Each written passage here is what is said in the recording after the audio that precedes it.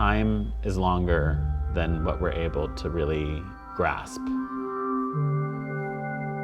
Something that happened hundreds, if not thousands of years ago is still very present and has such tremendous impact on the decisions that I make today.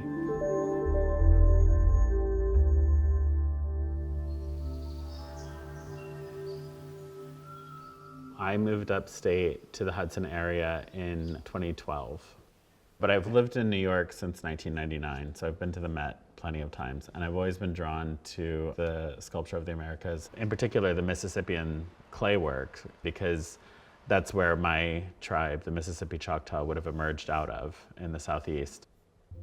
People don't really know what they were for, whether they were funerary objects or were they of individuals. Their facial features are not stylized always. They are different from each other. Things like facial tattoos and piercings, different kinds of incisions.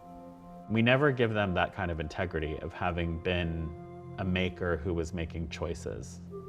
You know, it's funny, I've grown up mainly going to New Mexico and seeing a lot of bronze sculpture of animals and how they've represented the sort of frontier of the West and that sense of Americana. And I've thought a lot about how do I challenge that tradition? I wanted to rethink about how Native cultures have influenced other Native cultures, shared material processes, shared imagery. That maker had a variety of choices that they had to make in order to produce what we see. I like thinking about what I do in that lineage. Why don't we go ahead and put the wings back on? All the way in. And then Andy, we're gonna need the other feather. Andy, who works here in the studio, was dipping them so that we could get a much more kind of stylized texture as it's going into bronze. And in the casting process, we'll be able to continue pulling out some additional texture into the feather, so they're a little bit more feather-like. We really do everything in the studio. There's a team currently of about 18 people who work here. The studio is broken into two halves, one which is handwork, textiles and beading, quilting and all of that, and then the other side which is primarily painting. Originally it was based in pretty traditional Native American techniques, but we really work very hard to formalize different kinds of stitches and different kinds of beadwork and to create a kind of lexicon of handwork that we do here. And in this case, with the Met sculptures, it was really important to have that feeling of the hand and to learn how that would translate in bronze. All four of the sculptures were made using blue foam underneath. This is driftwood that was pulled from the banks of the Hudson River. And then this rawhide was used to wrap around. And it's kind of incredible sculptural material because it dries very hard. It's the same material that you would find in like a drum. And then most of it has been sculpted using this oil-based clay. The idea of animals was something that I've played with going back to an exhibition in 2013, thinking about the animals that exist in the city. And at that time it was a squirrel and a pigeon. Since moving upstate, I was thinking about animals that I see. There's a lot of hawks up here. My daughter's middle name is Hawk, coyote, and there are coyotes that live in Central Park, and deer. I want the sculptures to feel uniquely different from each other. We have vintage handmade quilts on the deer. Should we put the cape on? I was thinking about how the adornment could kind of unify the four of them together, but also read distinct unto the animal that's wearing it. It was really thinking about how many Native American dances and regalias mimic the movements of animals. I wanted the sculptures to feel like a human in a costume, somewhere between that and transforming into the actual animal. Oftentimes we think that animals are not kind of on par with our intelligence in terms of them being their own storytellers or them being witnesses. Environment and climate and war, they are in the same world with us. This is going to be such a beautiful moment in bronze. And you'll see this kind of suture of hide coming through. And it's that reminder that there's also other bodies in here. There's the body of the deer. This leather that's on here is the body of another animal. These claws are dentalium, which are the shell of a sea creature. So there's all these different kinds of lives that exist in the materials because of who I am. And by that I mean, Native American, a queer person, a parent, someone who's lived in many different cultures. I think this idea of like the hybrid notion of identity is the only way that I know how to exist. It's the only existence that I've ever known. And so that's reflected in the work as well. I'm very excited to see it. I can't even imagine, quite honestly, but we'll get there.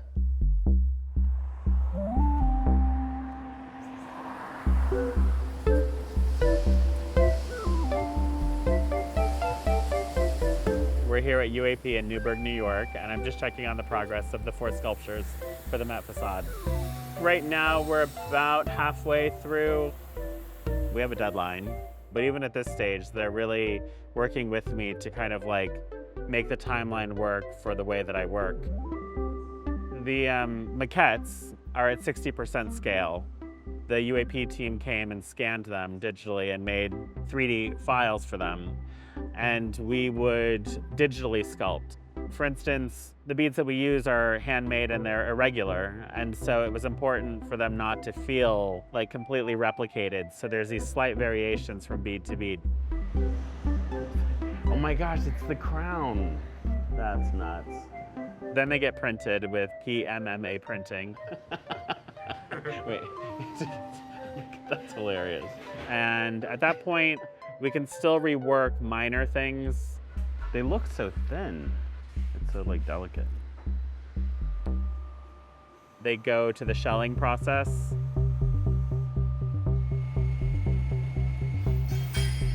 And then after the shelling process is the actual pouring of the bronze.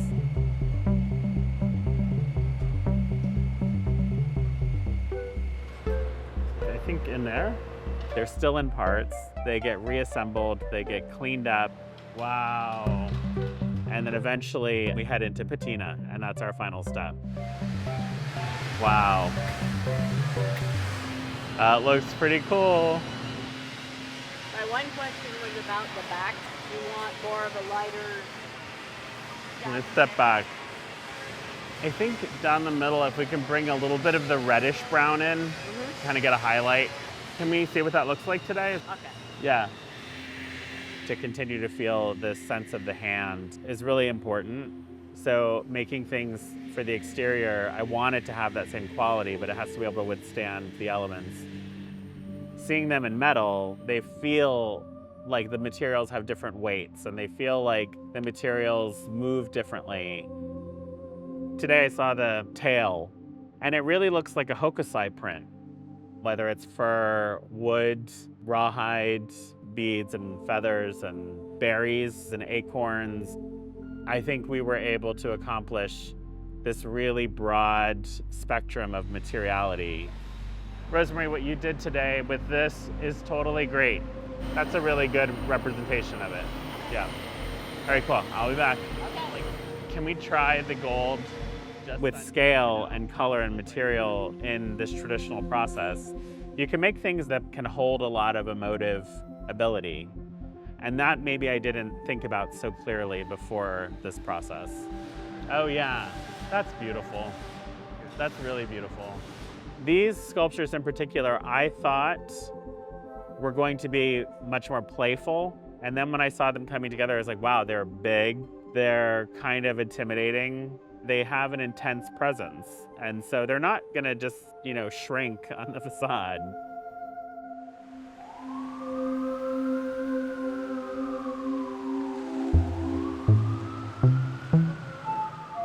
Pulling up this morning and driving in front of the museum and looking at the empty niches, there's moments of euphoria that happens where you're like, here they are, in such a public setting where we can talk about the history of bronze sculpture and what's been left out and what that says about us culturally and alternative ways of looking at the world. I think that's ultimately what my whole practice is about. The biggest thing that causes me to hold back is time, and there's always a deadline. But I didn't hold back. The title of the commission is The Animal That Therefore I Am, titled after a series of lectures by Jacques Derrida. We have culturally kind of stepped away from seeing ourselves as part of the animal kingdom. That lack of empathy opens up for violence and disregard of other living beings. And ultimately, this is not sustainable. And this is reversing that role of the animal. What kind of attributes do we project onto them, and what lessons can we learn from them?